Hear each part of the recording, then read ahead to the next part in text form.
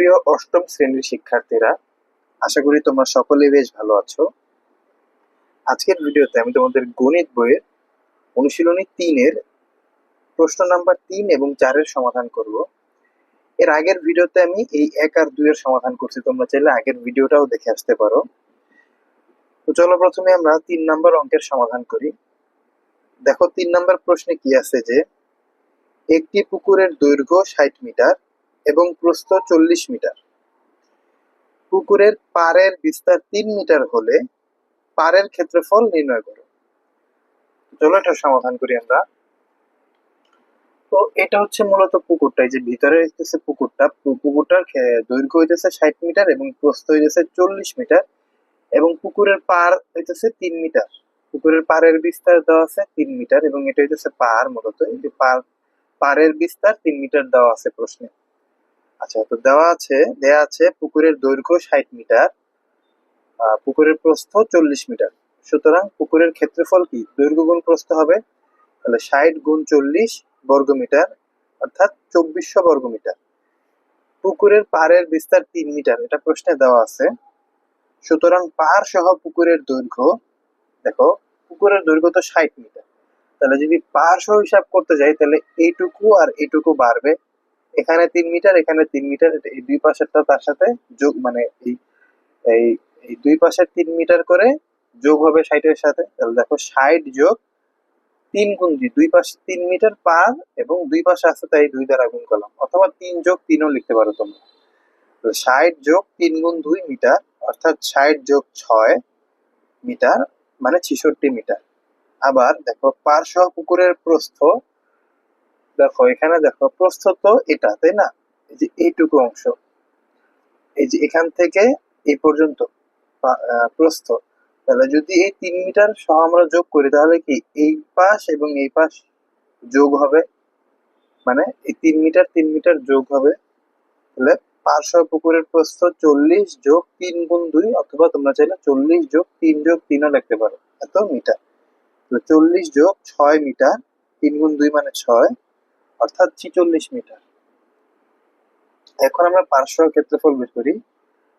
সুতরাং পার্শ্ব পুকুরের ক্ষেত্রফল কি 66 মিটার এবং 46 মিটার, মানে দৈর্ঘ্য গুণ প্রস্থ আর কি, তাহলে 3036 বর্গমিটার।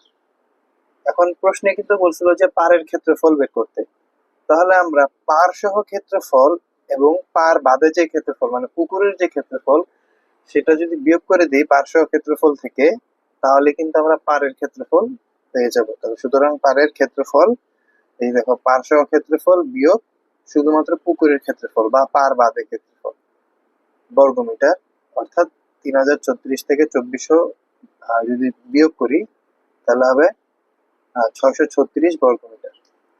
তো আশা করি তোমরা 3 নাম্বার প্রশ্নের সমাধানটা বুঝতে পারছো। এরপরে দেখো আমরা 4 নাম্বার অঙ্কের সমাধান করব। আয়তাকার একটি ক্ষেত্রের ক্ষেত্রফল 10 একর। আয়তাকার ক্ষেত্রের ক্ষেত্রফল দেওয়া আছে 10 একর এবং তার দৈর্ঘ্য প্রস্থের 4 গুণ। তাহলে ক্ষেত্রটির দৈর্ঘ্য কত মিটার? খুবই সহজ একটা সমাধান হবে এটা। দেখো তাহলে যেহেতু আমার দৈর্ঘ্য প্রস্থ কোনো কিছু দেওয়া নাই, জাস্ট এটুকু দেওয়া আছে যে দৈর্ঘ্য প্রস্থের 4 গুণ, তাহলে আমরা ধরি আয়তাকার ক্ষেত্রটির প্রস্থ ক মিটার। যদি প্রস্থ ক মিটার হয় তাহলে সুতরাং আয়তাকার ক্ষেত্রটির দৈর্ঘ্য কত? যেহেতু দৈর্ঘ্য প্রস্থের 4 গুণ, অর্থাৎ 4 ক মিটার, মানে ক এর সাথে 4 গুণ করে দিলাম। সুতরাং আয়তাকার ক্ষেত্রটির ক্ষেত্রফল কি? দৈর্ঘ্য গুণ প্রস্থ, মানে 4 ক গুণ ক বর্গ মিটার। 4 ক এর সাথে ক গুণ করলে হবে 4 ক স্কোয়ার বর্গ মিটার। আচ্ছা, প্রশ্নে কিন্তু আরো একটা কথা বলছে যে একটি ক্ষেত্রের আয়তাকার ক্ষেত্রের ক্ষেত্রফল 10 একর। তাহলে আগে আমাদের জানতে হবে যে আমরা জানি 1 একর সমান সমান 4046.86 বর্গ মিটার। এটা তোমাদের এই অনুশীলনীর শুরুতে এগুলো দেওয়া আছে। তো প্রশ্ন তো বলেই দিচ্ছে যে 10 একর, সুতরাং 10 একর কি 4046.86 এর সাথে 10 গুণ করে দিব, এত বর্গ মিটার। তাহলে গুণ করলে হবে 40,468.6 বর্গ মিটার। এবার প্রশ্ন আর একটু খেয়াল করো যে কি আছে প্রশ্নে, যে ক্ষেত্রের ক্ষেত্রফল একটি একটি ক্ষেত্রের ক্ষেত্রফল 10 একর, অর্থাৎ ক্ষেত্রফল সমান সমান আমরা 10 একর লিখতে পারি। তাহলে আমরা ক্ষেত্রফল, আয়তকার ক্ষেত্রের ক্ষেত্রফল পাইছি 4 ক স্কয়ার, এবং 10 একর মানে এত, মানে 40,468.6 বর্গমিটার। তাহলে প্রশ্ন মতে 4 ক স্কয়ার সমান সমান 40,468.6 আমরা লিখতে পারি, যেহেতু আমাদের বলেই দিছে যে আয়তকার ক্ষেত্রের ক্ষেত্রফল 10 একর। তাহলে 4 এখানে দেখো গুণ অবস্থায় আছে, তাহলে এটা পক্ষান্তর হয়ে এখানে ভাগ হয়ে গেল। তাহলে ক স্কয়ার ইকুয়াল এত ভাগ, মানে 40,468 ভাগ 68.6 ভাগ 4। সুতরাং ক মানে সমান সমান ক স্কয়ার ইকুয়াল 4 দ্বারা যদি ভাগ করি তাহলে কত, 10,117.15। এখন দেখো এখানে আছে স্কয়ার, ক এর সাথে স্কয়ার আছে বা বর্গ আছে, বর্গটাকে যদি আমরা পক্ষান্তর করি তাহলে এখানে সেটা বর্গমূল হয়ে যাবে বা রুট হয়ে যাবে। তাহলে রুট 10,117.15।